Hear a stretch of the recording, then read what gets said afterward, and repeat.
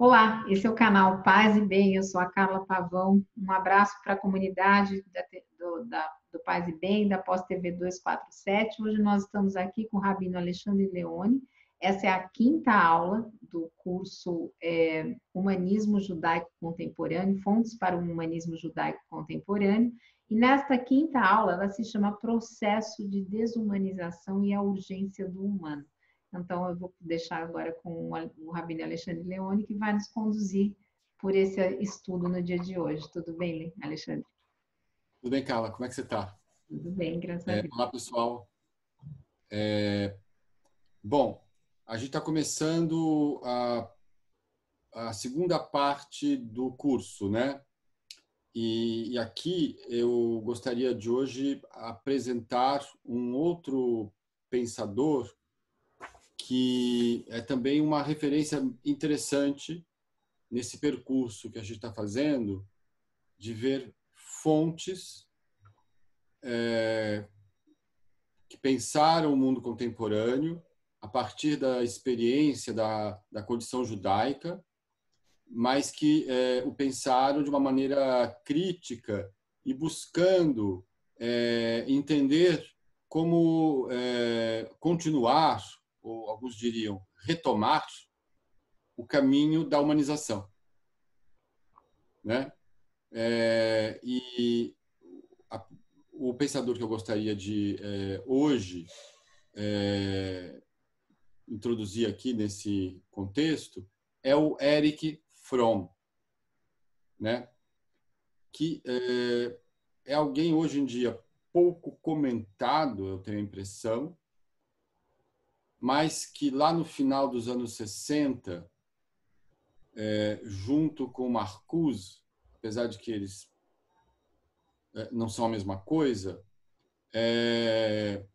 tinham se tornado, né, final dos 60, começo dos 70, pensadores cujas obras foram mais conhecidas e mais comentadas, né? Ambos são judeus, ambos são originários da Alemanha, Marcuse e Erich Fromm, e ambos, juntamente com o Horkheimer, com o Adorno, né? E um pouco a gente viu o Walter Benjamin, eram ligados à chamada Escola de Frankfurt, né? Ao Instituto de Pesquisa Social de Frankfurt, que foi aonde foi elaborado a chamada a teoria crítica, que era uma teoria que criticava a sociedade contemporânea a partir de fontes marxistas e de fontes diversas, né? E essa escola de Frankfurt, que existiu durante a época da República de Weimar, esse primeiro momento, ela foi perseguida, foi fechada, seus autores tiveram, seus membros, né, tiveram que ir embora da Alemanha durante o período nazista. Não apenas por serem judeus, mas também por terem um pensamento que desvendaria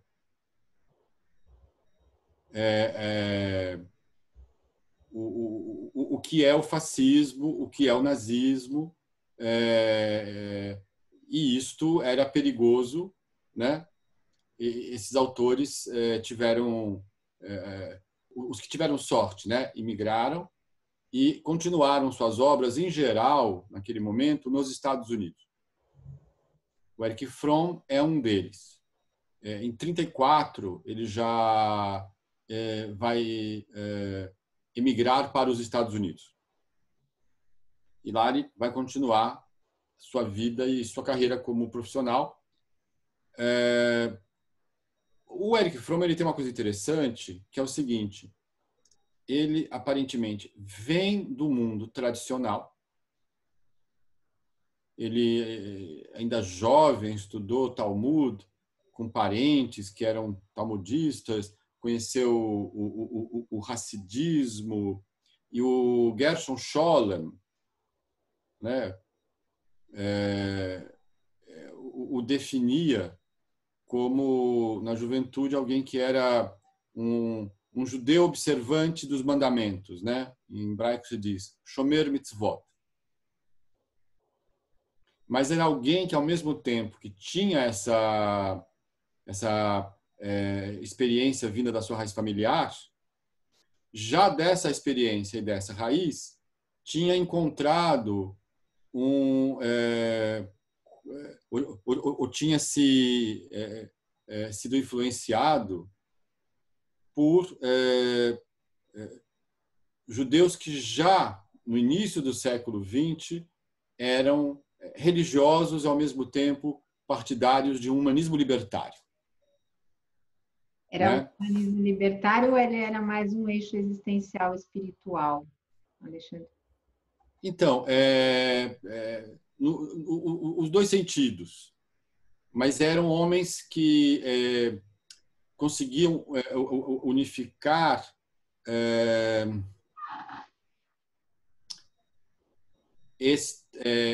o ser o judeu observante com, do ponto de vista social, ser a favor de uma superação humanista das condições atuais, ou das condições da sociedade tecnológica de então, né?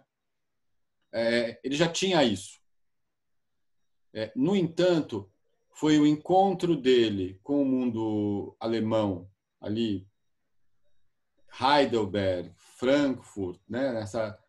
Foi a saída ao mundo acadêmico que o terminou aproximando também da psicanálise. Né? Erich Fromm vai virar um autor relevante na teoria psicanalítica, né? Unindo marxismo, psicanálise. Um dado interessante, ele se casa com a mulher que fez a análise dele, a psicanálise dele. Uhum. Sei lá, se alguém podia falar assim que foi uma suprema...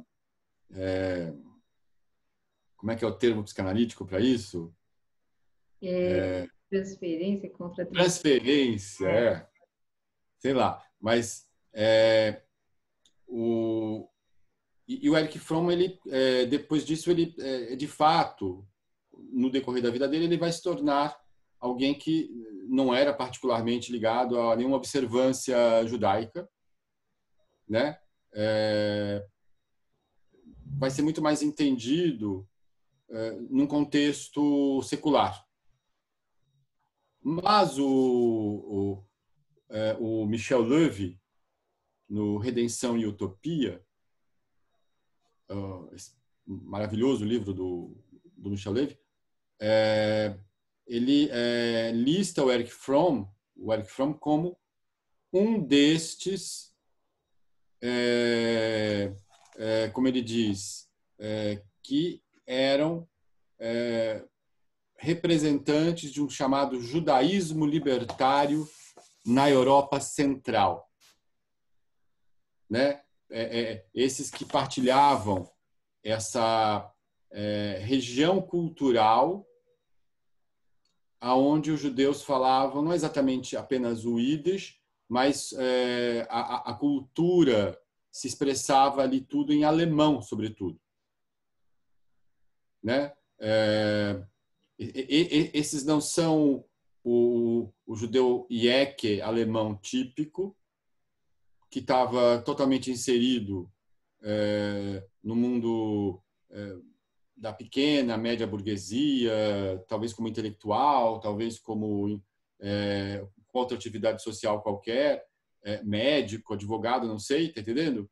Mas que talvez fosse mais conformista em relação à situação, né? Fosse em algum momento tivesse esse ideal de ser o que eles chamavam na época de um alemão de fé mosaica, o francês de fé mosaica, né?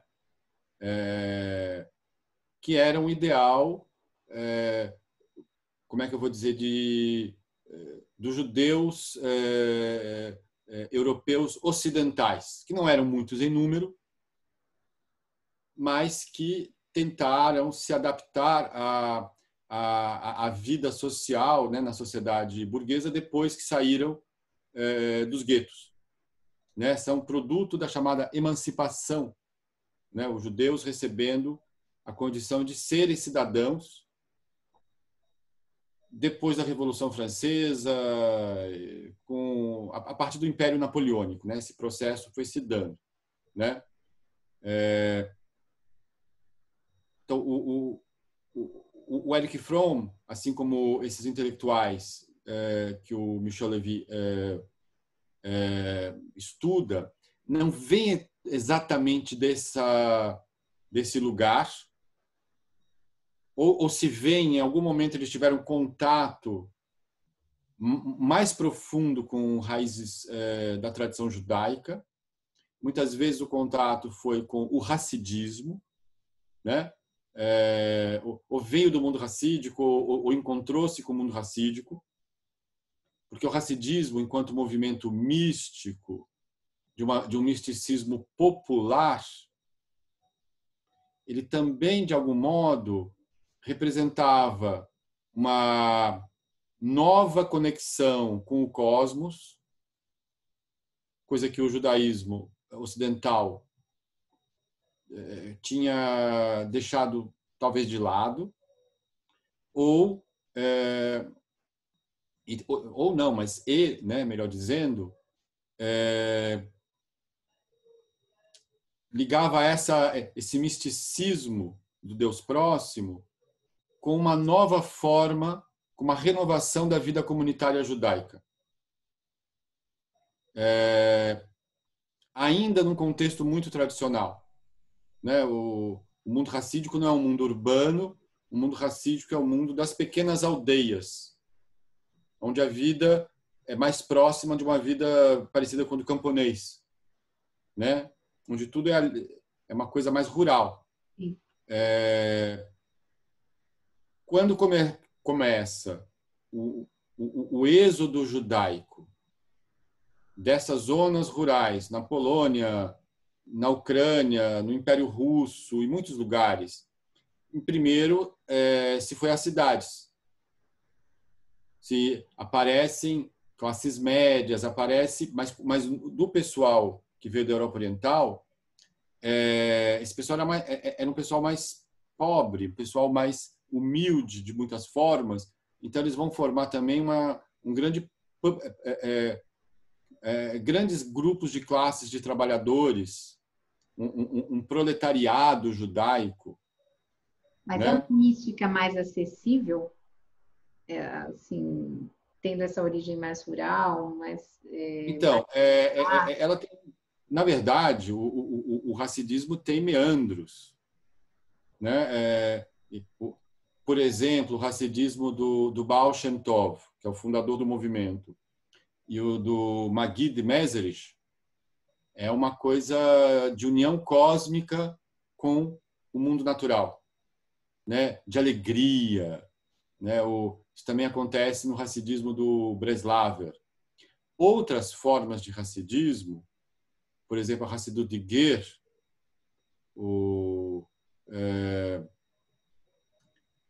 tem um aspecto mais ético,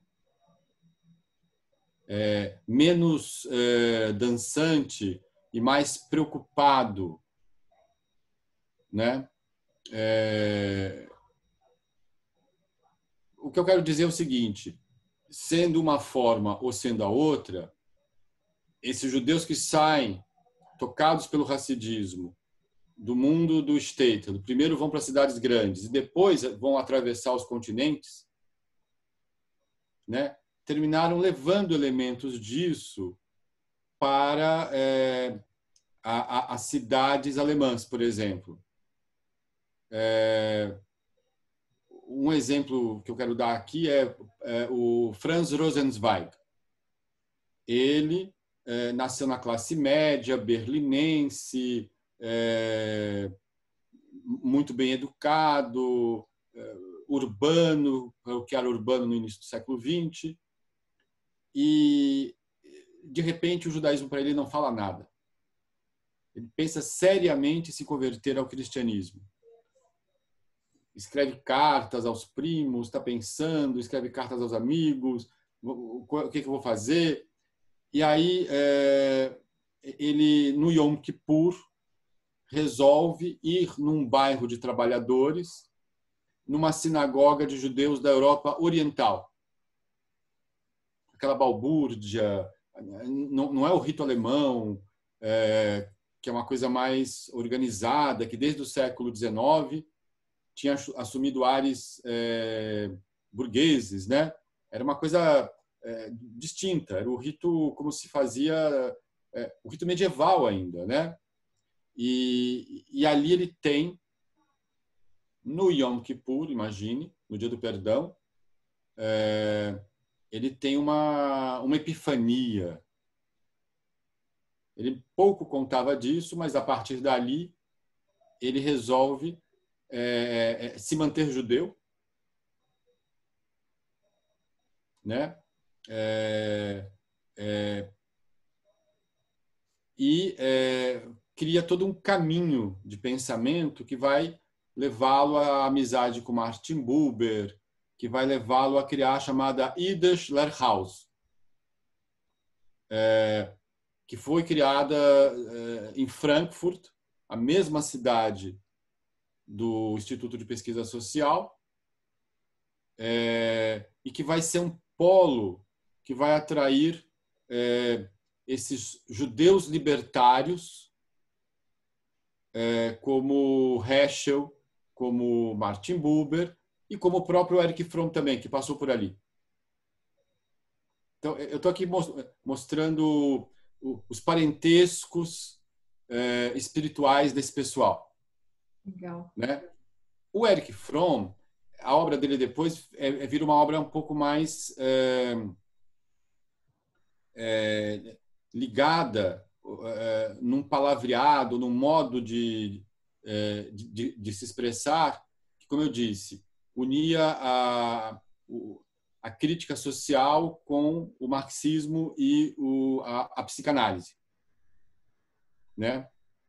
Mas o Michel Levy, ele mostra uma coisa interessante, ele faz uma citação interessante, que ele teria escrito um primeiro texto antes, né, quando ainda estava na Alemanha, quando ainda era nos anos 20, cujo título é Der Shabbat, o Shabbat.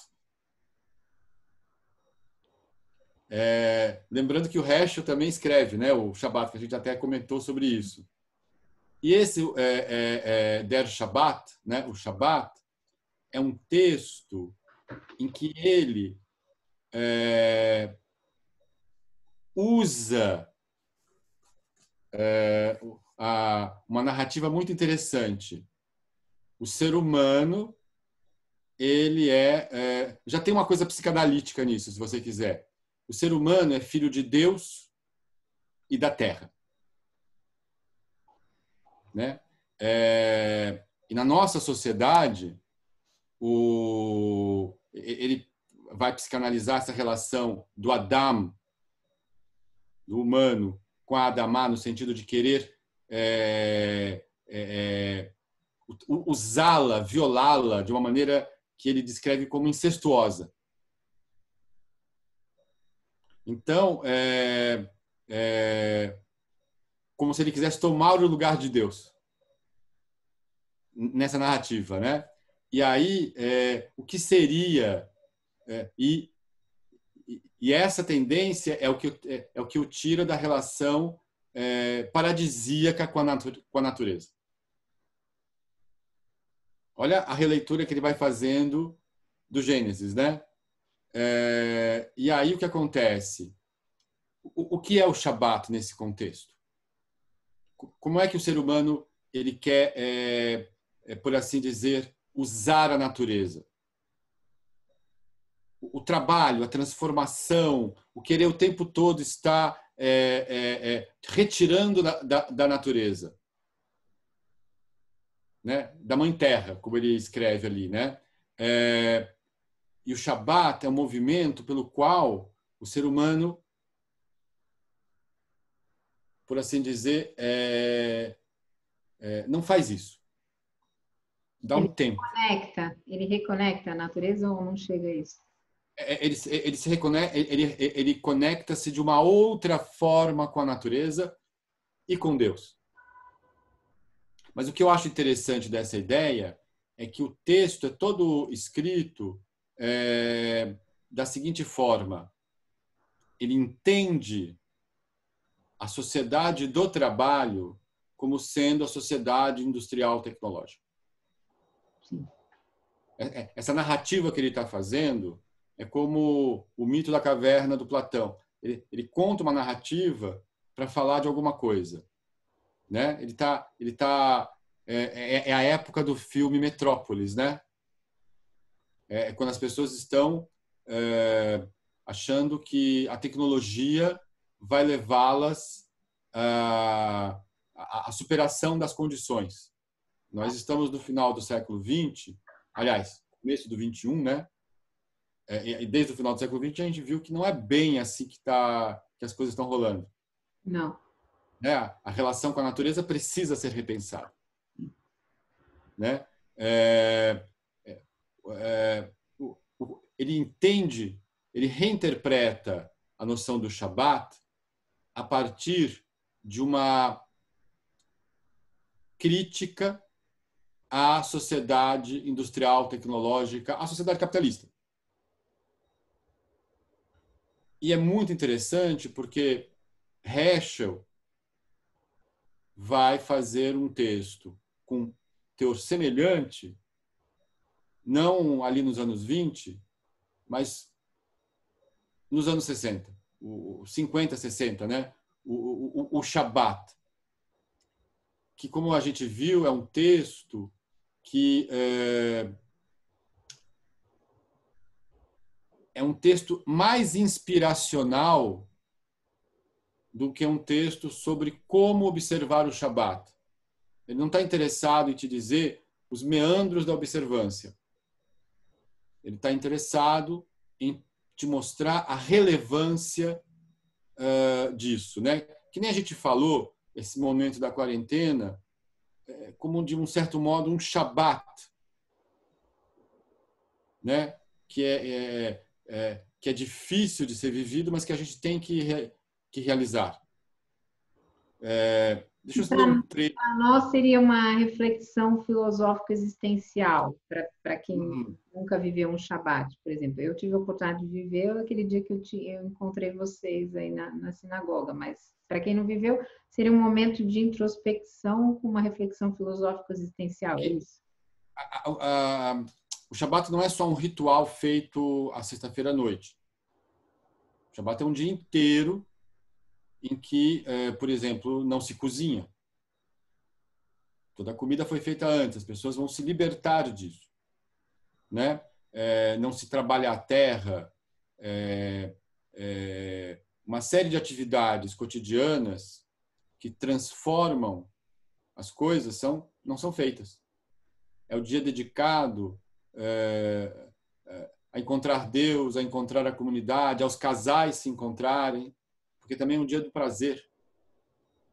É como se fosse... Tem uma semiótica nisso, né? Tudo isso, porque é um dia de estar no paraíso. É um dia mais ligado ao tempo do que ao espaço. Deixa eu ler um trecho do Heschel, que ele diz isso de uma maneira mais bonita. Ele escreve assim: a civilização técnica é o produto do trabalho, do exercício do poder pelo homem, tendo em vista o ganho, tendo em vista a produção de bens. Começa quando o homem, insatisfeito com o que está disponível na natureza, empenha-se em uma luta com as forças da natureza a fim de intensificar sua segurança e aumentar seu conforto. Para usar a linguagem bíblica, a tarefa da civilização é submeter a terra, ter o domínio sobre a besta. Quão orgulhosos nós ficamos a miúde ante nossas vitórias na guerra com a natureza, orgulhosos ante a multidão de instrumentos que conseguimos inventar, a abundância de mercadoria que temos podido produzir. Contudo, nossas vitórias vieram a assemelhar-se a derrotas. A despeito de nossos triunfos, caímos vítimas do trabalho de nossas mãos. É como se as forças que conquistamos nos tenham conquistado. Novamente, a ideia da idolatria, né? É nossa civilização um caminho para o desastre, como muitos de nós estão propensos a crer? É a civilização essencialmente o mal para ser rejeitada e condenada? A fé do judeu não é um meio para sair deste mundo, mas um meio para estar dentro e acima deste mundo. Não de rejeitar, mas de ultrapassar a civilização. O Shabat é o dia no qual aprendemos a arte de ultrapassar a civilização, né? E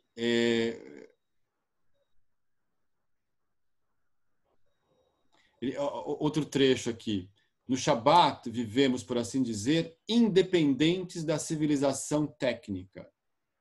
Nos abstemos primordialmente de qualquer atividade que visa refazer ou remodelar as coisas do espaço. Porque a ideia é você ter tempo, porque tempo é vida. Sim. Né?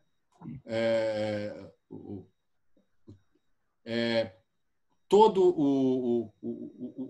o modo como Heschel coloca a ideia do Shabat aqui enquanto algo que na civilização técnica faz você parar e olhar o que está acontecendo.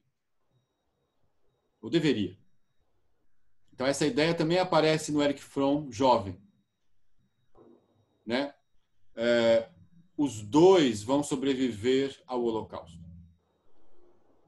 Os dois vão para os Estados Unidos. Ambos vão lá refazer suas carreiras. E ambos levam uma reflexão de que aquilo que levou ao nazifascismo não tinha sido plenamente derrotado. Apesar das pessoas dos anos 50, 60, né, estarem, de algum modo, imaginando que estavam reconstruindo outra coisa, apesar da Guerra Fria, né, apesar de uma certa ideia de que a tecnologia alcançaria tudo, eles percebiam sinais daquilo que na aula passada o Heschel chamava de eclipse do humano, né? Eclipse do homem. E que o Horkheimer vai na mesma época falar do eclipse da razão. Esse momento em que eles percebem que o processo de desumanização não havia acabado. É algo que está acontecendo agora também. É engraçado, porque o Heschel e o Erich Fromm, escrevendo sobre isso nos anos 60, hoje a gente poderia dizer, poxa, foi profético. Né? Mas naquele momento, tudo bem, também eu acho que há momentos em que as pessoas estão mais... em que as utopias afloram mais, né? Contra a cultura, como é que eu vou dizer, o movimento do civil rights, o maio de 68 em muitos lugares. Você acha que teve realmente um momento que as pessoas imaginaram que esse ator da renovação seria a juventude, né? Juventude que leu Marcuse, né, em Paris ou no Brasil, né, que talvez tenha naquela época lido mais Erich Fromm do que hoje, né? Ambos, o Heschel e o Erich Fromm, eles vão de uma maneira meio paralela expressar essa preocupação, essa urgência diante do processo da desumanização. No caso do Erich Fromm, tem vários textos, mas um texto que eu gostaria de destacar é a Revolução da Esperança, né? Livro que hoje em dia você só encontra em sebo, né? No qual o Erich Fromm ele se debruça sobre o que é humano, o que é uma sociedade humanizada, por que estamos vivendo numa situação de crescente desumanização,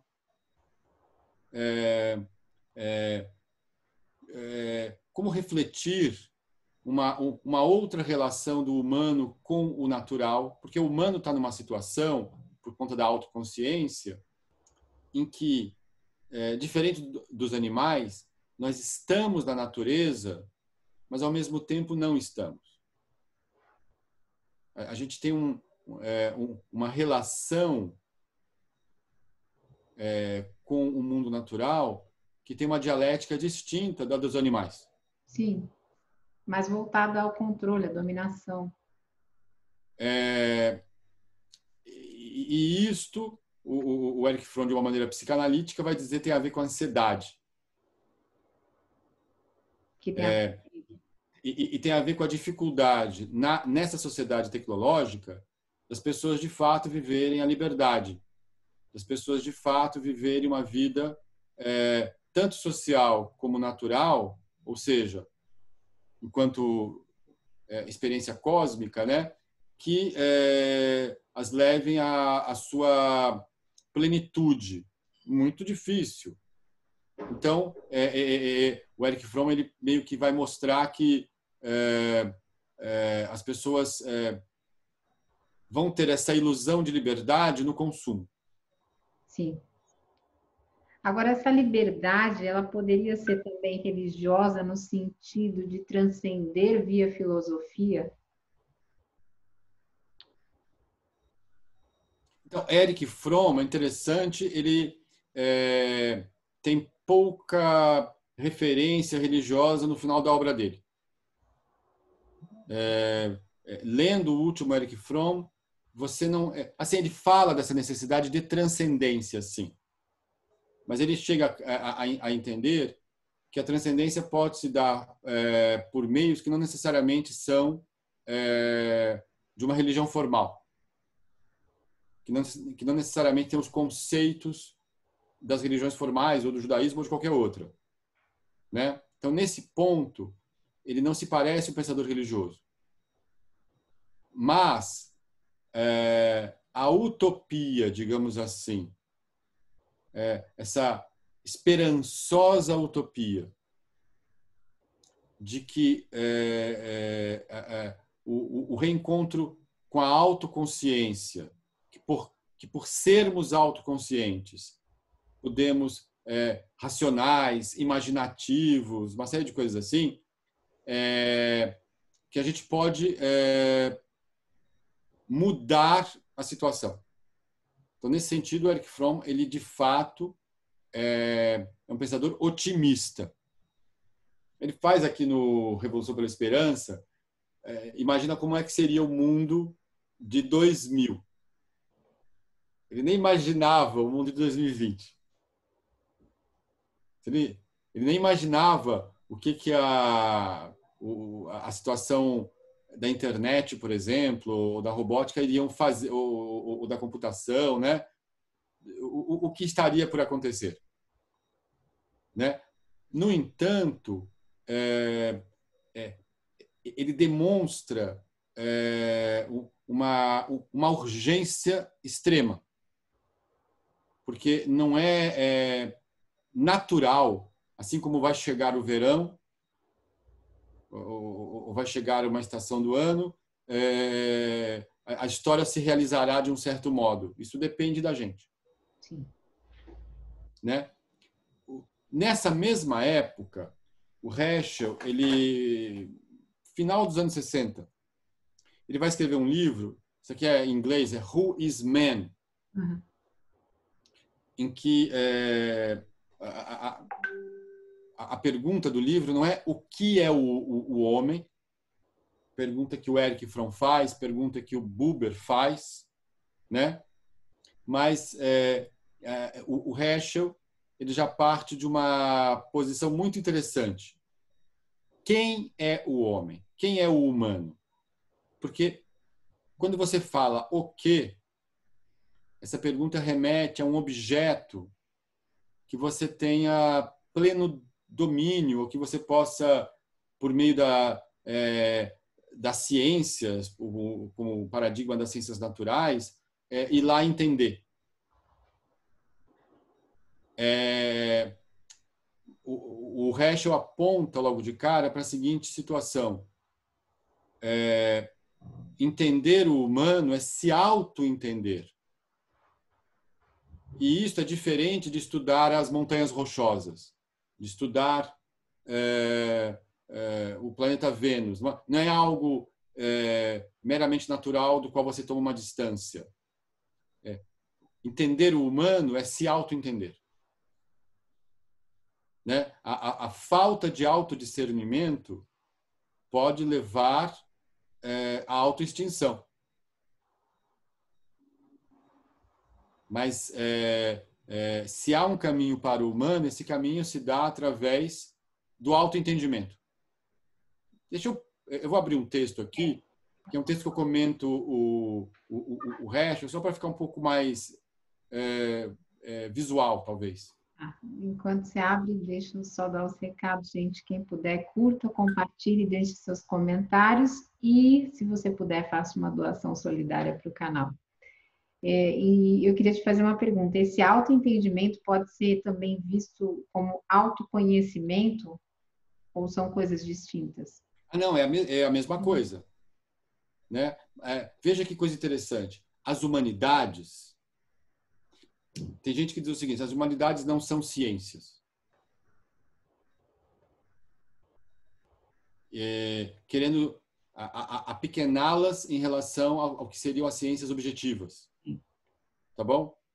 E no caso, para que uma ciência humana tivesse status de ciência, ela deveria se aproximar o máximo possível do paradigma, de algum dos paradigmas das ciências naturais.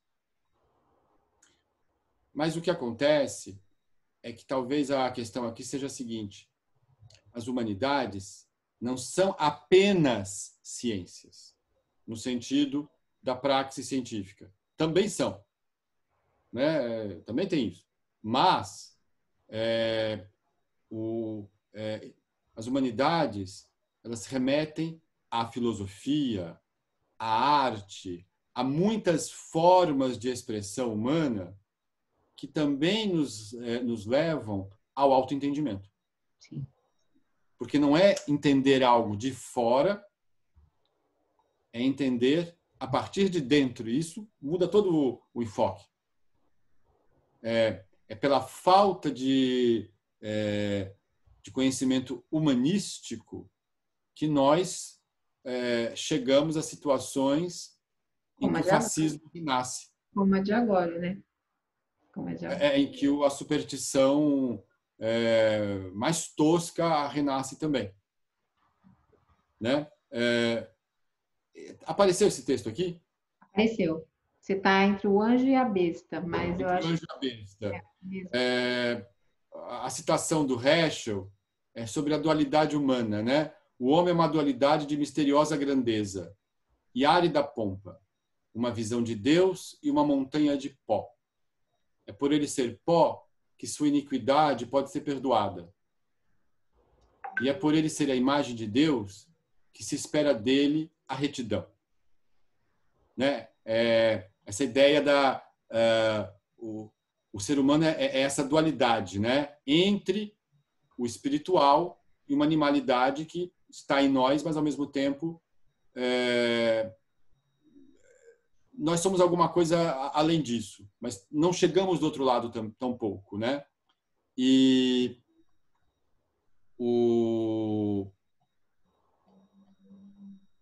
neste texto aqui, né, esse texto aqui que eu estou mostrando é uma análise do Huisman.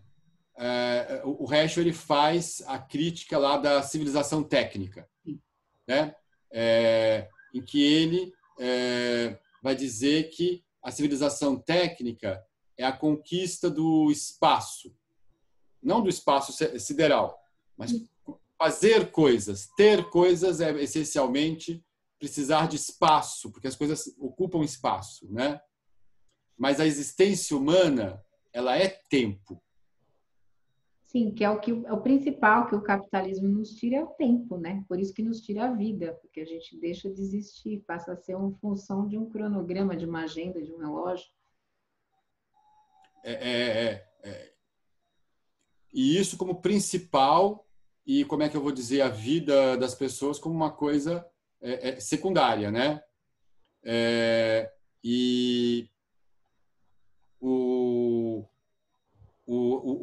Heschel, ele continua, né? E ele vai se perguntar sobre...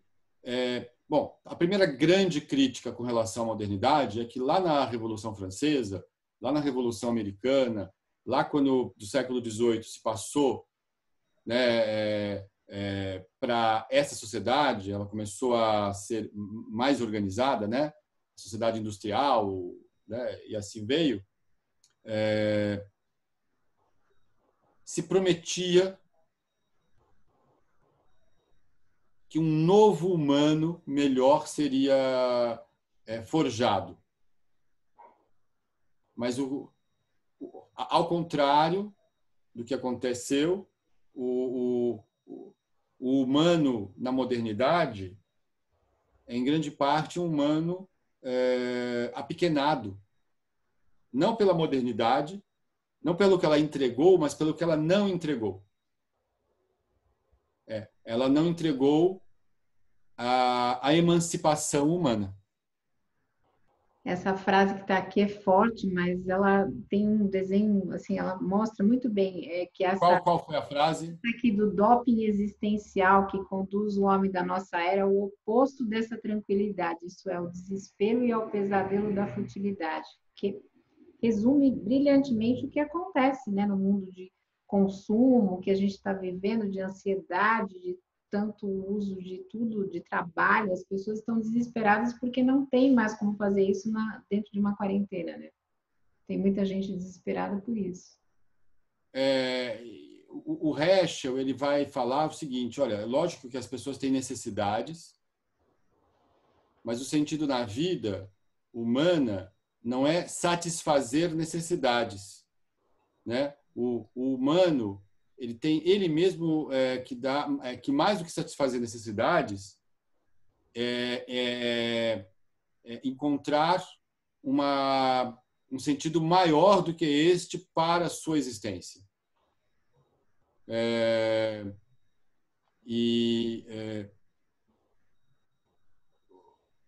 O que seria dito em termos judaicos a busca do mensch, né? Esse humano que não é plenamente humano por ser super poderoso, como num super-herói de quadrinhos, mas que atinge uma plenitude humana porque a tudo ele humaniza, que ele está humanizado nas suas relações com o mundo natural e com o mundo interhumano, né? Por conta da transcendência interhumana no sentido da transcendência ética, né? Então, isso é algo que, segundo Heschel, seria o caminho da humanização. Mas a situação que nós estamos é completamente o contrário. Heschel chega, inclusive, a fazer uma crítica àqueles que dizem o seguinte: o humano ele precisa ser necessário para a sociedade. né? E aí, como ele sobreviveu ao Holocausto, ele pergunta, mas quem tem necessidade dos velhos e dos doentes? Então, É então quer dizer que pode se eliminá-los? atual isso, né? Super atual. Como, Puxa, vai morrer só entendeu alguns como essas deles. coisas É, são ferramentas muito interessantes, né? E ele está escrevendo isso no final dos anos 60, né? E aí ele vai chegar à seguinte ideia: o ser humano ele tem que ser pensado em termos humanos, né? E esses termos humanos, nos quais os seres humanos têm que ser se auto-entender, tem a ver, por exemplo, com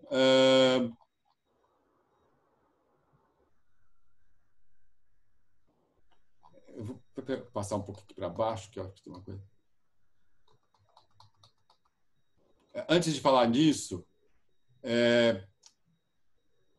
se você não entende o ser humano em termos humanos, se você vai entender o ser humano em termos outros, você criará uma redução. O homem-máquina. O homem animal isso ou animal aquilo. O homem... qualquer uma dessas ideias, para Heschel, é uma redução. Porque ela reduz o ser humano a uma das suas dimensões e transforma esta dimensão na sua dimensão mais importante, né? E isso tem um problema agravante de que qualquer modo de pensar humano, como humano tem uma essência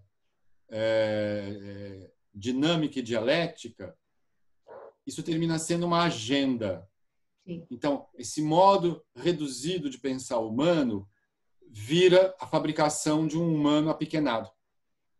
E fragmentado, né? Muitas vezes. Fragmentado. O Erich Fromm diria que não chega a se realizar plenamente, né? Eu mostrei aquela citação que o Heschel faz da outra vez, que eu acho muito forte, né? Uma citação na Alemanha que compara o ser humano aos seus elementos químicos e mostra o que industrialmente eles fizeram a indústria da morte, que terminou transformando pessoas em sabão. Em sabão, né? Que é muito forte dizer isso, né? E o Heschel ele escreve que a liquidação do autoentendimento humano é também o caminho da autoextinção, né? Mas o que é pensar o ser humano em termos humanos? É pensar, por exemplo, no aspecto da preciosidade da existência humana.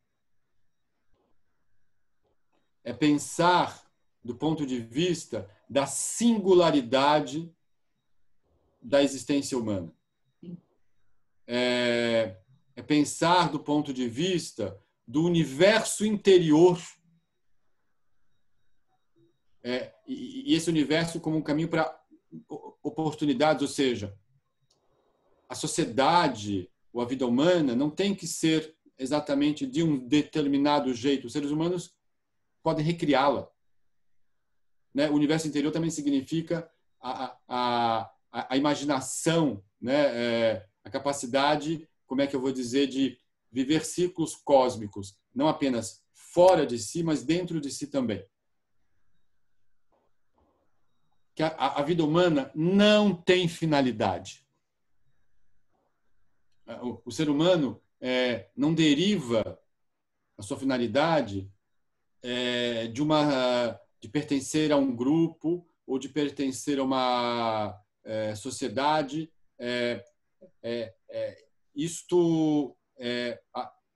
A vida humana é maior do que isso.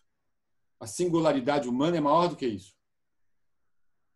E é interessante o ser humano ele é capaz de fazer a sua história, porque assim o Heschel faz uma distinção entre eventos e processos. Processos são cadeias de causa e efeito que levam a determinadas situações. O processo de espalhamento do vírus vai levando a que certas situações aconteçam nos países. É um processo. Mas esse processo veio por conta do modo como a gente transporta, de vários fatores de estilo de vida. Só que o ser humano, ele é capaz de também produzir eventos, né? O ser humano é capaz de agir de uma maneira a mudar o curso dos processos. Sim. Os animais têm menos essa condição. Porque o autoentendimento também é... também, né? Está ligado ao autoconhecimento, que também é ligado ao autoconhecimento, à medida que você... É ligado ao autoconhecimento, a possibilidade, pelo menos, né? A solidão e a solidariedade. A possibilidade do ser humano não apenas estar só, mas também de viver a solitude. A solidão não necessariamente é vista por Heschel de uma maneira negativa. Há momentos de solitude. Há momentos em que a pessoa quer entrar um pouco mais dentro do seu universo interior, né?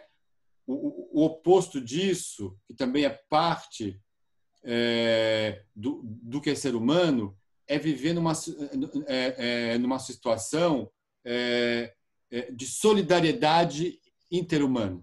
Todos nós precisamos, para viver, de uma relação de solidariedade entre pessoas. De pessoas que percebam a necessidade do outro. Em francês se fala mutualité, né? Está muito clara essa necessidade de solidariedade hoje em dia, né? Hoje em dia, pessoas que, por exemplo, têm ido ajudar vizinhos que não podem sair de casa a conseguirem os mantimentos, né? É interessante como essa solidariedade no nível cotidiano ela acontece também, né? Sim. Não é só aquele que quis, como é que eu vou dizer, tudo para si, os outros cada um cuida de si, entendeu? Tem gente que pensa assim.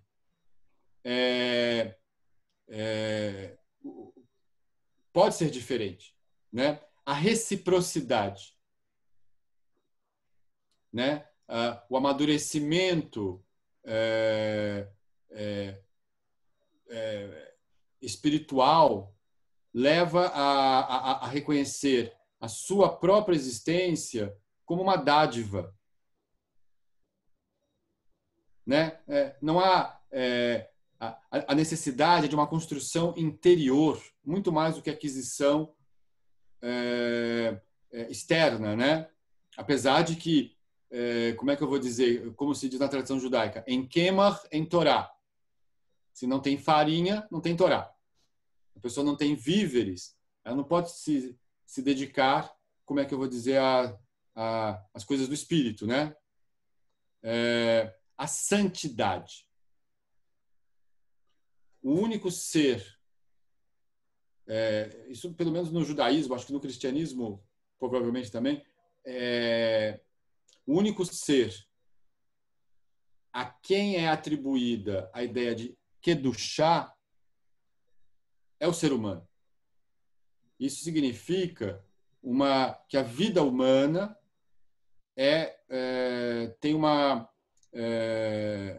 um valor infinito. Mas a gente tem que, talvez, aqui fazer uma relação, uma ponte de Heschel com Levinas, que nos mostra que santidade é sempre santidade ética. Que não existe... santidade como é que eu vou dizer? Não é um poder especial para fazer alguma coisa, Sim. pelo menos natural, é a capacidade de transcender a si mesmo, levando o outro em consideração, né? E perceber no outro uma Isso é o sagrado que ele fala? Isso é o sagrado? É engraçado. Isso aparece muito na tradição judaica.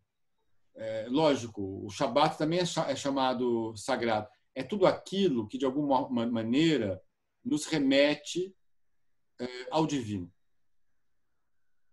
O divino, na verdade, seria a fonte do sagrado. O ser humano, na medida em que cada rosto humano é uma máscara de Deus. O Resch tem um poema lindo em que ele escreve assim, Deus falando, né, que por trás de milhões de máscaras minha face se esconde. As milhões de máscaras, eu diria bilhões, são os rostos, né, os rostos de todos os seres humanos. Então, a santidade não só é do ponto de vista do outro, mas o resto também vai colocar do ponto de vista de que Deus aparentemente se contradisse, né? Disse, não é para fazer imagem, mas ao mesmo tempo declarou o ser humano como sendo essa imagem. Heschel resolve, a gente já tinha visto isso, resolve essa contradição dizendo o seguinte, não é para ter imagens, é para ser a imagem. É para atualizar essas qualidades da misericórdia, da justiça, da bondade, que são, como é que eu vou dizer, essas qualidades humanizantes no mundo humano, né? Sim.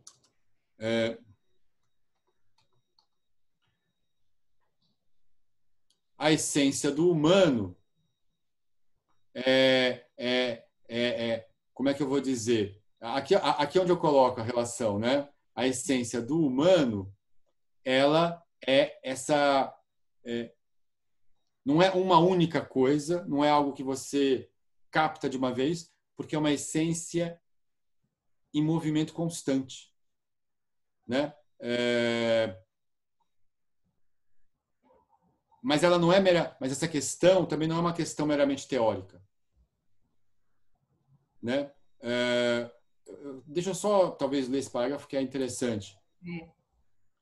A temática do sentimento e do significado do ser humano não é exclusiva de Heschel. Em outro pensador ligado à escola de Frankfurt, como a gente viu, o Erich Fromm, a mesma temática é abordada. Heschel escreve sobre o significado do humano em praticamente toda a sua obra. No entanto, em um texto publicado em 65 com o título Who is Man? Quem é o humano?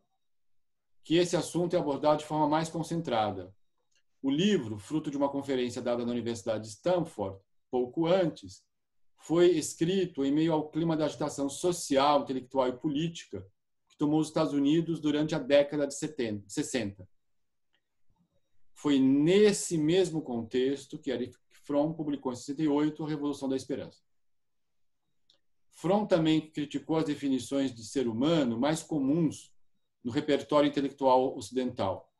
As noções de homem-máquina, as várias definições de homem que partem de sua animalidade, né, como Homo sapiens, Homo ludens, Homo negans, Homo sperans, né?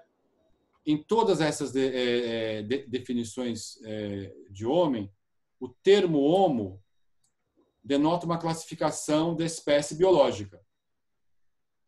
Fromm também demonstra que essas definições não fazem justiça à pergunta: o que significa o ser humano? O sentido do ser humano deverá ser buscado, então, nas condições da sua existência. Né?